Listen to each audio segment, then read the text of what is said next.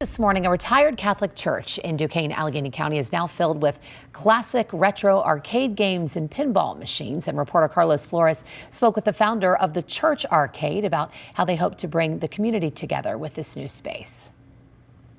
A space that was once filled with church music is now filled with the sights and sounds of pinball machines and arcade games telling you whether you win or lose. But when I spoke with the founders of the Church Arcade, they say they wanted to bring new life to the space and help bring the community together.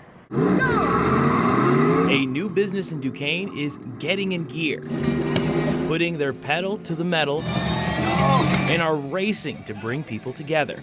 Welcome to the Church Arcade. It's a retired Catholic church here in Duquesne, PA, and it is filled with over 100 classic retro arcade games and pinball machines. What was once known as Holy Name Catholic Church now has new life, but managing partner Mike Hof says the idea to put an arcade in the church was never the plan. And the square footage was right and the price was right, and the next thing you know, we had a bunch of arcade games in a church, and now we couldn't imagine it being anything other than a church. But no matter the location, according to members of the Pittsburgh Arcade Collective, the purpose behind the project never changed. Obviously, an arcade's not a place of worship, but it still is a place that people can come together, spend time, and just again spend that community together. From pinball to any arcade game you can imagine, Round one. It's all there. There's not a lot of places, I don't know of any places honestly, that have both of these and set them next to each other. Some games even signed by video game greats. They're signed by Charles Martinet, who is the guy who literally was the voice